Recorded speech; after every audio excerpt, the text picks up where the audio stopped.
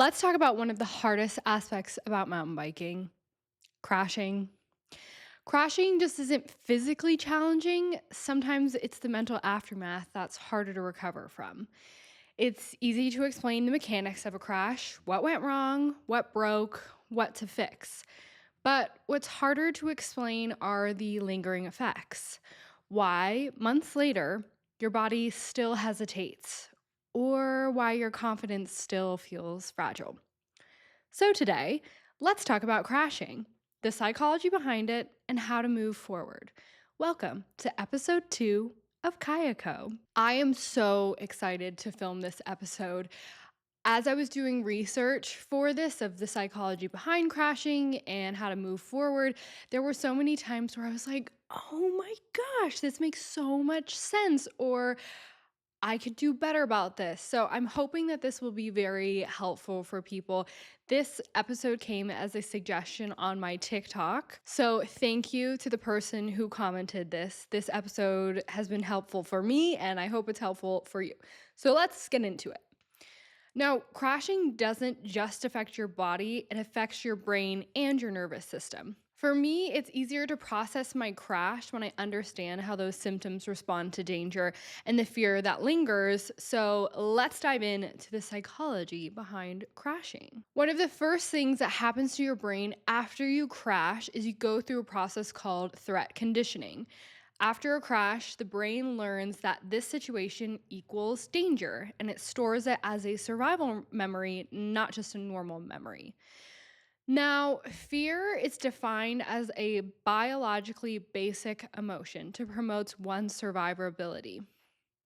So essentially, what happens after we crash is we turn on that fear switch and our brains start thinking, whoa, what just happened? And because our brains are so archaic, yes, we've gone through so much evolution, but at its core, our brains are so archaic. They're like big fossils inside of our head. Where before, maybe prehistorically, our fears and our dangers would come from something that's huge with claws that's trying to chase us down and eat us. Our brain can't necessarily differentiate between, oh, there's a lion chasing us and it's going to eat us versus, oh, I crashed on my mountain bike. And after we crash, we can oftentimes symptom catastrophize. It's where an individual interprets physical or mental symptoms as being worse than they actually are. I know I've experienced this when I think back to certain crashes. I'm like, oh my gosh, that was so gnarly. I remember I went flying and it was super intense.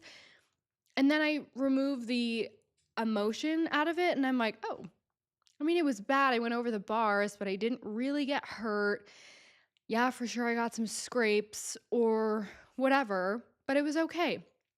Obviously, that's a very different story if you had a very traumatic crash, but for the most part, this often can happen when we have a normal, basic crash. And I know when I think about crashing, it's like a wave of emotion crash over me where I'm like, oh, wow, like my chest gets tight and I start to feel just a little panicky. And that is all of the sensory information from an event of crashing. And it's so strongly linked to the emotional response that it means that any aspect of that crashing event, no matter how big or how small, can trigger the same emotional response, such as fear. So think back to a crash. I think instantaneously you can think back to how it felt and what that surrounding feelings were like. Whereas if you think back to maybe a riding day that you had a great time, you weren't scared, or it just was a good riding day, it's kind of hard to pull the emotions out of those experiences because they were just fun. Whereas with crashes, it's so emotionally entangled that we can instantly pull those fear emotions and almost replicate them, no matter if we're 3 months out from the crash, or 2 weeks, or a day out from the crash. And oftentimes, when you fall and go back to the activity, you can feel that really intense rush of fear. And your brain isn't processing what's happening right in that particular moment. It's reacting as if you were experiencing the injury again. So, in other words, the emotional response happens first, bypassing the present stimuli. I know I experienced this a lot. I had a pretty big crash on banana peel. I think it was four, four, five. Oh, it will be 6 years ago this summer. When I went back to banana peel, I had that same intense rush of emotions where my chest felt tight, my hands felt shaky, my breathing increased, signaling my stress response was activated because my brain was interpreting this situation as danger. My brain essentially put me back into that same moment that I had crashed on banana peel, even though I was months past from crashing. It had been, I think, almost maybe like a couple weeks after. And even now, almost 6 years later, I still get that twinge of fear, and my emotional brain takes over my rational brain, where I'm like, we're 6 years past this crash, and I've done the trail since. Why are you still putting me back into that place?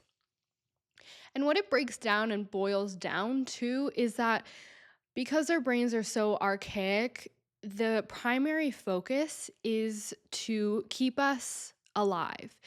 And evolutionarily, it was survival of the fittest. And our brain process things of, am I safe or is this a threat? And crashing our brain categorizes it under, this is a threat, meaning that it will put every single stop into place to prevent you from doing this activity again because it thinks that it will decrease your survivability rate. And these emotions can be so intense because before, it was our brain's way of keeping us protected so we could reproduce. So yes, inherently mountain biking is a dangerous sport and you can have some pretty life-threatening crashes, but I would say for the most part, crashes are just part of the sport. Our brains just interpret it as being something way worse. I'm going to mention this book time in and time out again, but in The Fearless Mind, it says, when we worry, our minds race, attending to the events that occurred in the past and then jumping to the events that might occur in the future. I think oftentimes when we come back from a crash, our brain will start to spin all of these scenarios of, okay, it's going to elicit the same emotions that happened when you crash, the fear, the stress response activation, and then it will manifest all of these scenarios of, this could happen if you do it again. You're going to crash the same exact way. It's going to be bad. Don't do it. Your brain is just essentially pressing on the brakes of, do not do this because we need to survive, which brings into the picture negativity bias. So that threat conditioning process of your brain interpreting the crash as a threat to your survivability also goes hand in hand with a negativity bias. It's the brain prioritizes remembering threats over success. We as humans have a natural negativity bias, meaning we focus more on negative experiences than positive ones. Right now, if you were thinking back to, and if I asked you, can you think of a time you failed? Instantly, you will pull something from your brain. For me, I accidentally scraped the side of my truck when I was pulling out of our garage. I can pull that instant failure right out of my head. Now, can I think of a success? Yeah, but probably not as easily. And that's just because our brains have this negativity bias, meaning that oftentimes the failures and the threats stick with us for a lot longer than successes would. And in turn, that can also have us to develop a lot of shame and shame-based thinking. Point blank, it can be, I crashed, and then your shame can kind of twist that scenario into, I'm a bad rider. For example, let's say I get rear-ended while I'm driving. Sure, the accident wasn't my fault, but that shame-based thinking can twist it into, well, I'm a bad driver. But even though me getting rear-ended wasn't my fault, my brain can twist that into being like, well, I'm a bad driver. Same with crashing.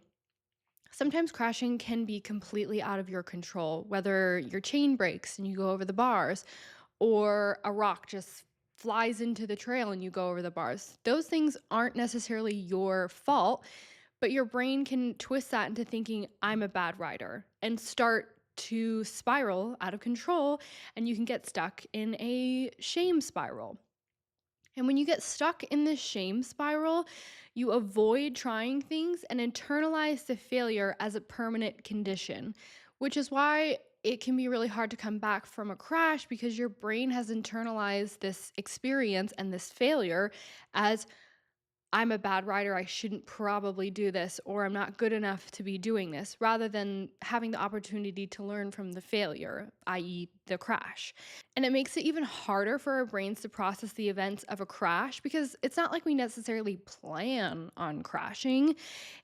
And because we aren't planning and preparing for an accident or a failure to happen, it makes it harder for our brain to process the unexpected information that failure conveys. It makes it harder to be like, oh, okay, well, X happened, so that makes sense why Y happened. Back to my crash on Banana Peel. I still replay that crash in my head to this day. Every time I come up to that skipper right after Dirt to Dirt, I always feel my stomach drop a little bit because my brain is starting to replay that crash. And after I fell, I slipped into this shame spiral of, oh, I'm not good enough to ride Banana Peel. And I don't think I'll ever be able to finish the whole line, all because I fell on this one jump. Sure, I didn't hit it correctly, and that was a user error, but I couldn't see the learning opportunity in that failure because I had spiraled into a shame spiral. I was looking at that experience through a magnifying glass rather than taking some distance away from it and looking through it from a faraway perspective. Now, as I was in that shame spiral, I avoided riding past that jump for years.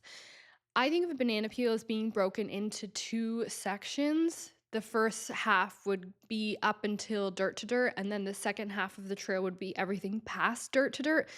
So that would be the whale tail, the up log, and then the ramp jump at the end.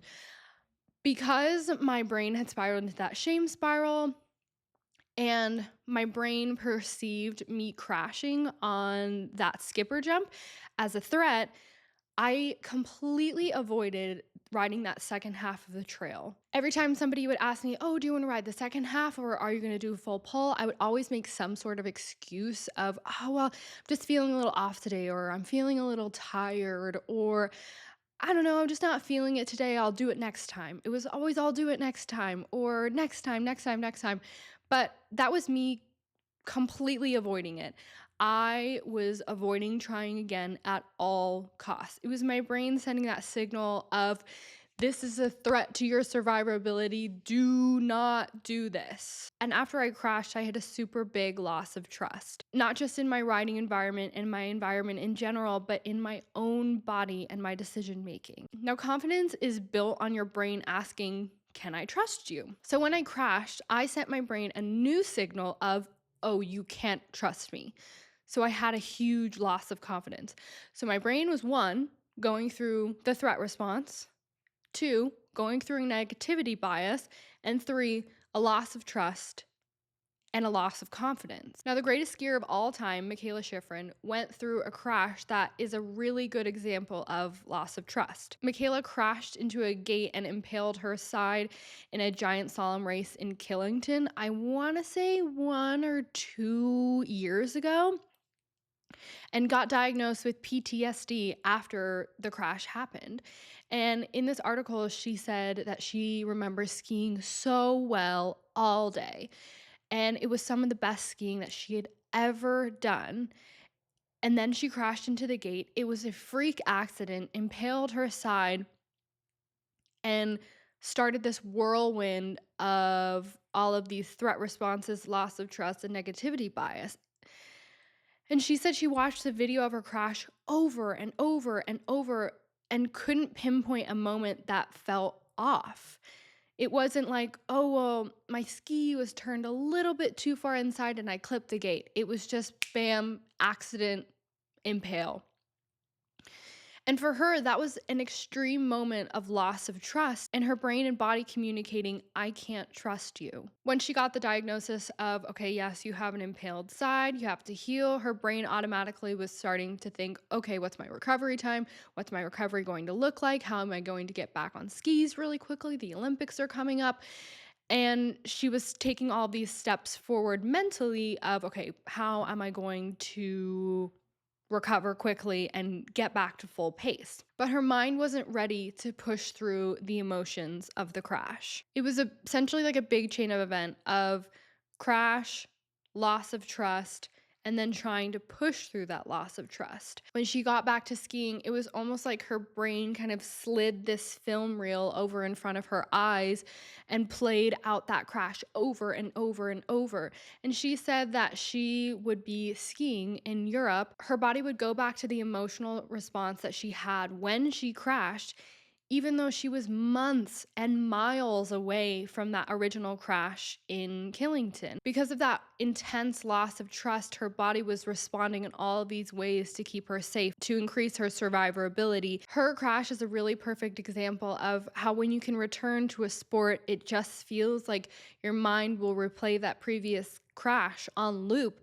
And it feels like your body is put back into that same situation, the fear that went with it, and all of those emotions that are tangled up in that day. Besides having that big loss of trust, Michaela also went through an identity injury, which can also happen after you experience a crash.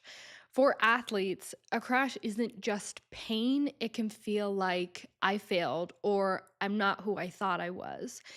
And I thought this was very interesting because I feel this a lot with failure. The stronger the athletic identity, the greater the emotional trauma of a sports injury is in younger athletes. Now, that was just a study I read for younger athletes, but I really think that that sentiment can extend to any athlete. A couple years ago, in that era that I crashed on Banana Peel, I'd come back from shoulder surgery. I crashed at the Snowshoe World Cup and needed to get shoulder surgery. And I felt like my identity as a person was flickering in and out like a light bulb. And I had this really great example told to me of think of yourself as a table. And certain aspects of your life are the legs of your table, your hobbies, your relationships, your passions, etc., etc. So for me, I assimilated so much of my self-worth with who I was as a rider that essentially my table only had one leg, and it was my biking leg. So when I crashed and needed to get surgery, that leg got kicked out from under my table. And what's the table gonna do? It's gonna fall. I think for a lot of athletes, especially younger athletes, so much of our identity can get tied up in who we are and our athletic performance that when we fail or when we crash, it feels like that leg gets kicked out from under us and our table falls. Michaela said that she struggled a lot with this, where she just didn't know if she ever wanted to come back to skiing, or she didn't even know she wanted to be a skier anymore. And it also ties into the shame-based thinking. Instead of it being point blank, I crashed, your brain twists it into something more of, I'm a bad rider. Psychologically, there's probably a lot of things that happen to your body when you crash, but those are the four things that I felt like resonated with me and also resonate with mountain biking experiences. The threat conditioning, your brain associating your crash as this situation equals danger, and you begin to avoid it, the negativity bias, the loss of trust and confidence, and the identity injury. Understanding the psychology doesn't magically make the fear disappear, but it does change the question from what's wrong with me to how do I work with this? And that's how we move forward. So here are the four things that I pulled to overcome your crash. First thing being retraining your nervous system. And that doesn't mean just being brave. First things first is absolutely give yourself some grace. It's so important to take the time to process the crash, no matter how big or how small it was. But if you don't give yourself the time to process the crash, then it's going to make it a lot harder to come back from it. And it's almost going to feel like you're trudging through the mud even more than you have to come back. A lot of times people will be like, oh, just be positive or have a positive mindset. Yes, those are great things, but that's almost like putting a band aid on a bullet hole.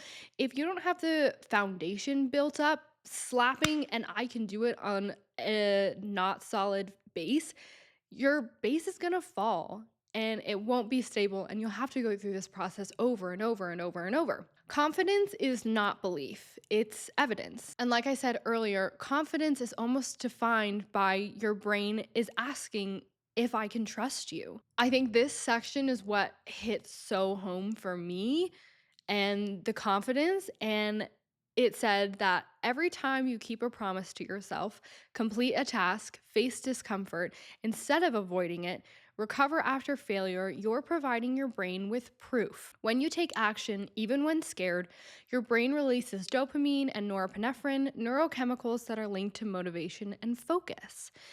So every time you challenge yourself and you overcome fear or you do something that's challenging, it's almost like you're sliding a slip of proof to your brain saying, "Here you go. Here's evidence that I you can trust me." Think of a court case. A court case isn't going to win if it only has one piece of evidence. A court case is going to win if there's tons of evidence. That's the same with our brain. If there's only one piece of confidence that we give as proof to our brain, sorry, not confidence, if there's only one piece of evidence that we give to our brain to prove that, yes, you can be confident, our brain's gonna be like, are you kidding me? No. Ring the threat bell again. This is a threat to our survivability. But if we hand it multiple forms of evidence, it's gonna say, oh yeah, I think I can trust you.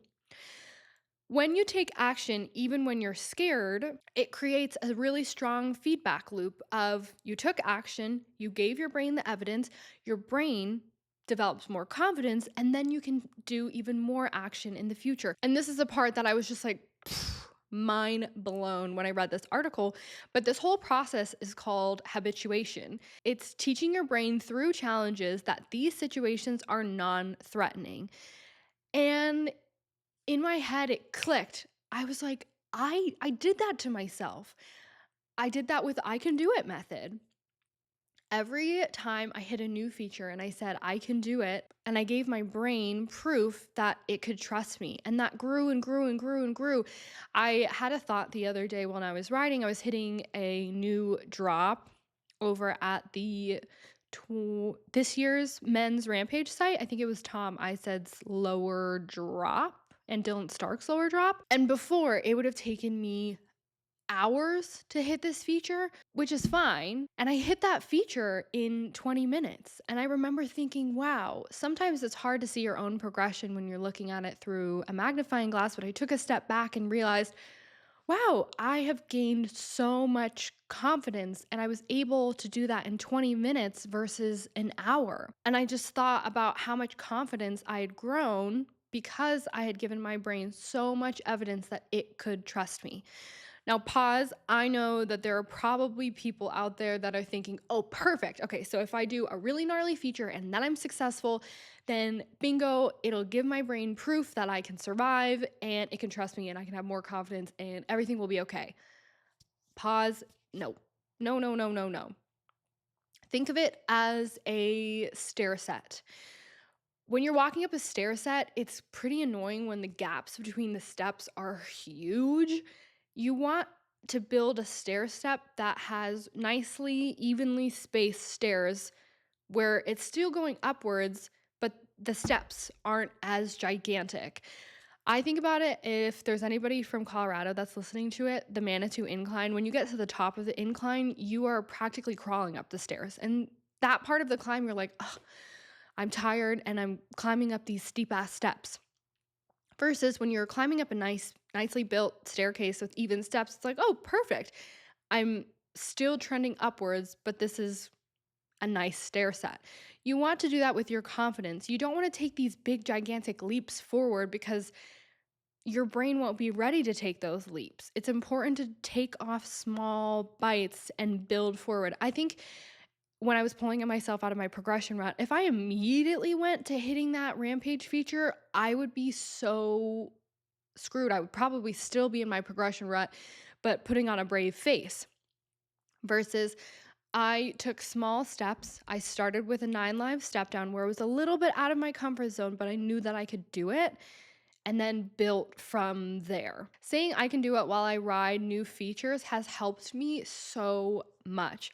And now that I know about the process of habituation, I did the process of habituation and in turn gained so much confidence. And not just in my riding career, but also in all elements of my life. I'm a lot less scared of things that previously would freak me out or I would avoid because I was scared. Back to the fearless mind. There was a quote that says, "Avoidance strengthens fear, exposure weakens it." When I was in my progression rut, and the fact that I avoided hitting new features for over a year made that fear grow and grow and grow. And in the first episode, I talk about my fear kind of feeling like a big well, and the well was building the more that I avoided it. You really want to avoid the avoidance because the fear will get so much bigger and that threat response will get so much harder to overcome versus jumping back on the horse and exposing yourself to those teeny tiny challenges to weaken it. Back to the stair set analogy, you want gradual exposure. You want to rebuild your confidence in controlled steps. It's important to go back to what's fun and easy. You want easy wins so your brain gets that hit of dopamine of like, woo, we did it. Small proofs of evidence for your brain saying, yes, you can trust me, and in turn, more confidence. You really want to go back to square one. And if that means, okay, you were riding black diamond trails, then go back to blues or greens for a little while. And if you were riding greens, then jump on your bike and ride around the street. You just want to get comfortable on your bike again. And if that means going back to square one, where you're just riding around your bike in your neighborhood or on the street, then start there. You just want that exposure so you can weaken it. Alongside the I can do it mentality, the Fearless Mind also has a really great tool called the 3-in-1, where after a riding session, you write down 3 things that you did well and then 1 thing you can improve on. Not 1 thing you did bad, 1 thing you can improve on. When I was pulling myself out of my progression rut, every single time I rode, I would always write down the 3 things that I did well. Of I felt brave when I was hitting this feature, or I had a good pop on that jump, or I had great brake control. Those are 3 wins and 3 pieces of evidence you can give to your brain of here, you can trust me. And then the 1 thing you can improve on becomes your focus for the next session. Back to that stair set metaphor, essentially what you're doing is you're creating 3 wins, you're building your step, and then the 1 thing you can improve on becomes your focus for the next. And then next time you ride, you focus on that 1 thing you can improve on, and then you get 3 new things you did well, and then 1 more thing that you can improve on. So you build this stair set upwards. And by focusing on 1 thing that you can improve on, it doesn't allow your brain to categorize that 1 thing as a failure. You didn't fail, it's just 1 thing that you can do better on. And it allows your brain not to form that negativity bias. It's like, oh, I can identify this as something I want to get better at. Our brains do a lot better of a job of processing things you can do better at versus things that you feel like you failed on. Also in the Fearless Mind, it talks about how when you're directing your focus towards the future, it oftentimes opens the door to fear. It's super important to set appropriate objectives and expectations. If I went into pulling myself out of my progression rut as today, you're going to do a full pull at the 2015 Rampage site, that would not be an appropriate objective for someone who hasn't hit a new feature an entire year. So don't go crazy with your expectations, and it's okay to have them be small and little. There's another great quote that says 1% better each day. And 1% is so small if you think about it, but that adds up so much after time. Michaela Schifrin talks about how she overcame her PTSD was going back and rewatching videos of her skiing and realizing, oh yeah, this is fun and this is what my passion is and this is what I love doing. She skied well below her level and proved to her brain and gave it evidence of, yeah, you can trust me. And I remember, oh yeah, this is really fun and I'm having a blast right now. Another important thing to do is separate the memory from the current reality. Like I said in the beginning section, our brain can immediately drop us back into that emotional experience we had when we crashed and will elicit the same stress response. We'll get the same emotions that came up when we crashed, the fear, etc. When it comes to failure, oftentimes it can be a lot easier to look at somebody else and be like, oh, well, you went over the bars because you didn't pop for the drop or you were sitting too far back seat. It's really easy to pinpoint, oh yeah, that's exactly what happened and this is how you can improve on it. Versus when we think about our own failures, because that negativity bias takes over and the shame-based thinking happens, it can be hard to pinpoint, oh, that's what happened in my crash. So what you can do is remove yourself from the crash. Instead of asking, oh, why did I crash? Ask yourself, why did Samantha crash? Talk about it in a third person, or even come up with a completely new character. My alter ego, I call her Stephanie. And I think it would be a lot easier to talk about my bad alter ego, Stephanie, crashing, because then I could say, oh, yeah, well, Stephanie went over the bars because she pulled the front brake. Or Stephanie went over the bars because she hit this rock wrong and it completely stopped her momentum. It can be a lot easier to pinpoint and move on from her crash when you remove yourself out of the picture. And the last element of how to move forward is restoring trust in your body.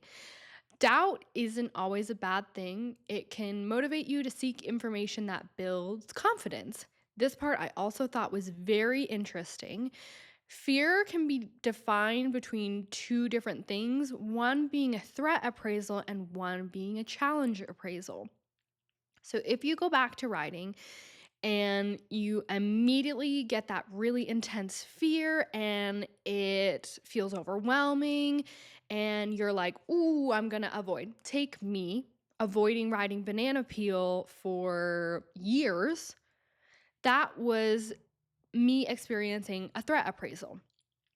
On the other hand, there is challenge appraisals. It's when you see stress as something you can handle and potentially grow from. Now, a threat appraisal is when the danger seems bigger than your resources, and that leads to anxiety and avoidance. Now, psychologists differentiate threat appraisals versus challenge appraisals, as threat appraisals being if the perceived danger outweighs your sense of ability, your brain hits the brakes.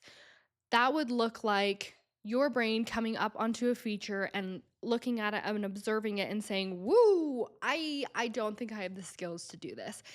Or I feel like because I crashed super bad on a feature that was kind of similar to this, I cannot do this.